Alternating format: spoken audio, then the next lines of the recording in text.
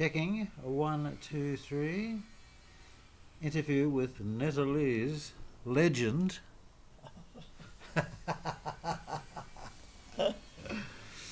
Okay, so start your story, Mother, and tell us about when you came from Ireland, or actually while you were on Ireland, what age you left Ireland, and where you went to in Australia.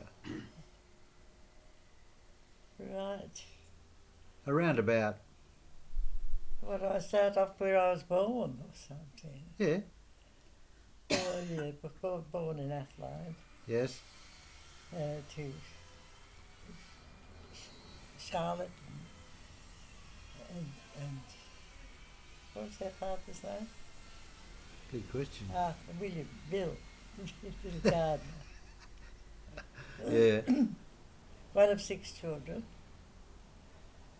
the third one. And grew up around Athlone in Ireland. But we went to school at 3 years of age. We were sent to school because our mother was the school teacher. Mm. She taught in a Protestant school. It was about 30 odd children. And we did that till I was about 9 years old.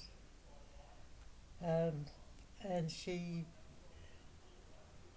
met another man, and then she packed up 4 of her 6 children, and we left Ireland. The 2 eldest boys had won scholarships to a boarding school, a marine boarding school. Mm-hmm. Very prestigious it was. And my father refused to allow them to leave the country, so they were left behind when we left. One was 13, one was 11. Mm. And so we went to Wales for 6 weeks to stay with my mother's sister while we waited for our ship. And then the ship came along and we boarded. What was it called? Hobson's Bay. The ship. Yes. Was it Hobson's Bay? No, I think you were telling me, was it a Mallorca or something like that? SS Mallorca? Oh, I don't know. I could be wrong. yeah, I probably that am. was the one coming back. Oh, coming back. Yes, I think that was some name like that coming Okay. back. Yeah. Yeah. I think it was Hobson's Bay Yeah. when we arrived. And we arrived in Sydney, Yeah. and in the meantime my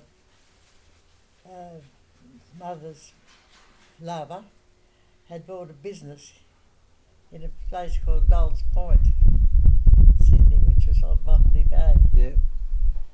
And he bought a shop in a park. What was he selling? Hmm? What was he selling in the shop?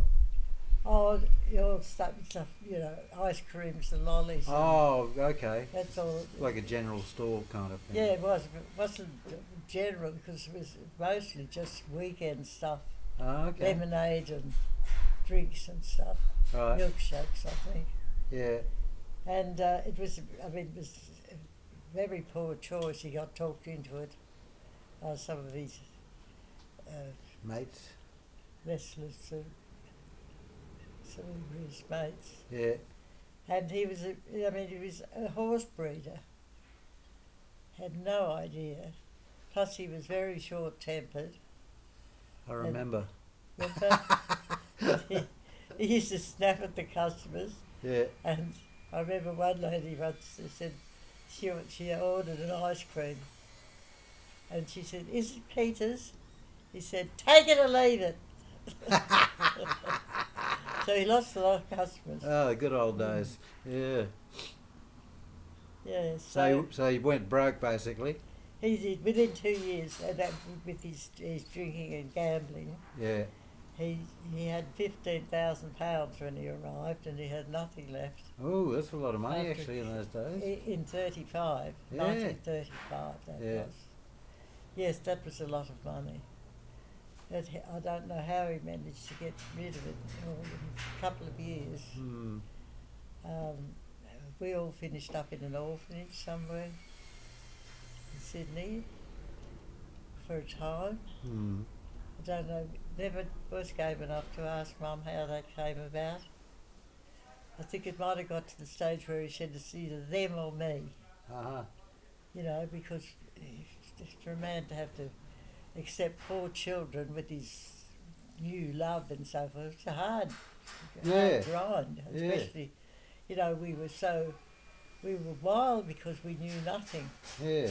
of the country, Yeah. and we were so unhappy, all of us, because we were laughed everywhere. Everywhere we went, we were laughed at Because of your Irish accent. because of the accent. Yeah. Because in those days there weren't migrants with different accents. They were all Aussies, and anything that wasn't Aussie, they just roared laughing. Even the school teachers used to laugh. Huh. They make you read a book out the front, and the whole teacher and all the class would be convulsed. And even at Sunday school, they used to do the same thing. Really? The teachers make us read something out of the Bible, and they'd all be convulsed with laughter. Ah, cruel. Yeah, we hated it.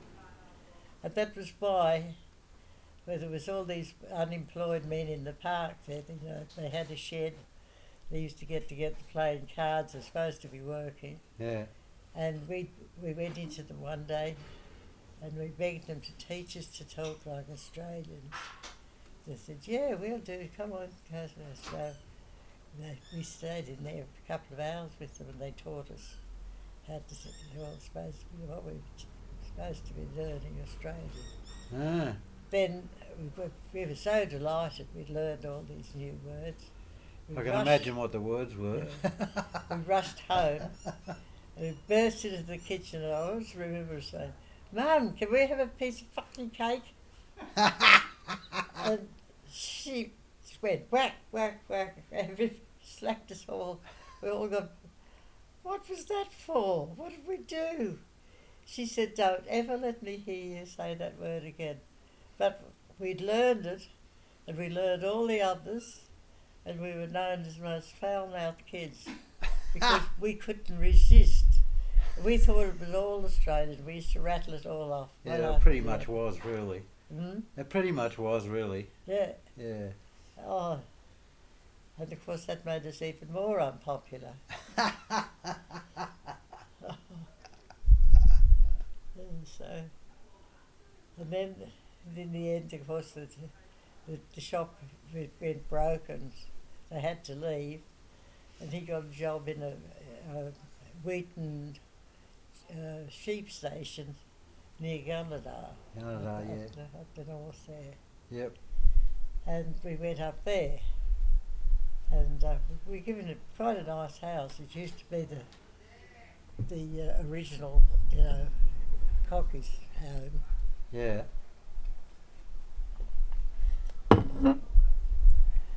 But we had to walk 2.5 miles to school, to a little school in Malali, where by this time, of course, our accent was pure Australian.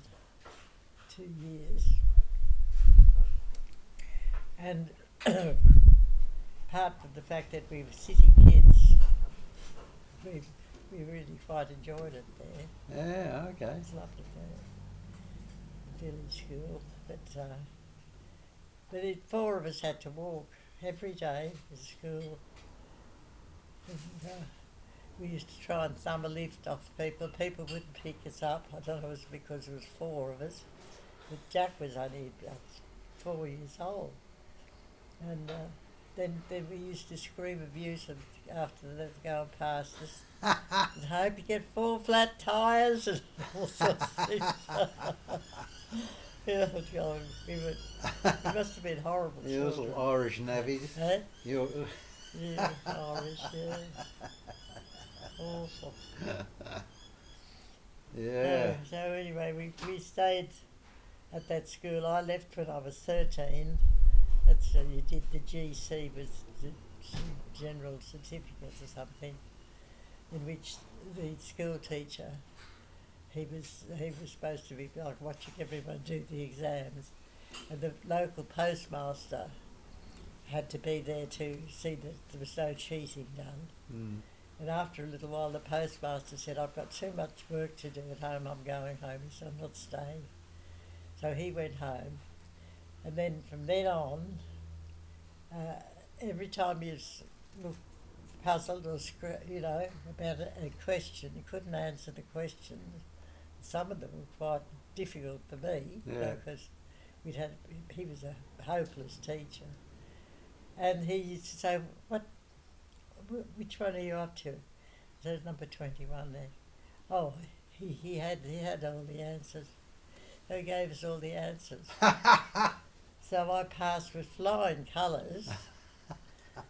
And when I was sent to Sydney to go to high school, they put me in the high class because I was so clever. And then they couldn't understand months later why I'd never even heard of geometry. They couldn't understand why I got such a high pass. Oh, okay. Traumas. Okay, so that was what, around about 19... That was when we arrived in 1935. That was probably around about up to 1937, I suppose. 1937, yeah. And then we were up there with when the rumblings of war. It'd be 39. Yeah. We were still there. And what happened after that? You joined the army. Yeah, well, with Bill, yes, it was. No, I worked in Gunnedah till I was 17, and then I decided to join the army. Put my age up. Yeah. And they didn't believe that I was 18. They put me in a room to sit by myself for quite a while. I kept asking me, was I 18? And I said yes. They had no proof because my birth certificate was still in Ireland. Mm. And they said, well, you better get your birth certificate. It's going to take 6 months to get here. That's what it used to take to get it mailed through. Yeah. And so anyway, in the end, they let me get in. Oh, okay. Probably the best 3 years of my life. Ah. So what did you do in the army? Well, when I first went in, I was in searchlights. Searchlights? Searchlights, Yeah. yeah. And where was that at? Well, they're all around Sydney. Yeah. They used to have places where the searchlights were set up. And each night we used to have to, have practice and all that sort of thing. And but apart from tracking reconnaissance planes, they used to come through. They used to fly really high, but they never opened fire on them because they were looking for the gun placements. Yeah. So that was pretty uneventful. Yeah. And so after that, then I went into engineers. Okay. They were sort of supplying all sorts of car parts and all sorts of things to. We used to dip them in melted wax. Oh, yeah, yeah. So otherwise they rusted away in Queensland. Yeah. And then send them off to the troops. Okay. So that's where I spent 3 years. Ah. Yeah, I remember a friend of mine buying one of an old Harley Davidson from the Second World War, and when he got it, it was in this crate and it was covered in that wax. Yeah. Yeah. Yeah, that's strange. Peel the wax off. The waxes were bins, Yeah. about this big, and was kept warm. Yeah. And we just find the parts. It was those great big hangers that the parts were everywhere. Ah. and we'd have to find them and then dip them and pack them and send them up to the islands. Oh, okay. That was our function. Yeah. Okay. Well, what we'll do is we'll leave that here for the moment, Yes, righto. and then we'll start again. Mm-hmm. Oh, turn it off.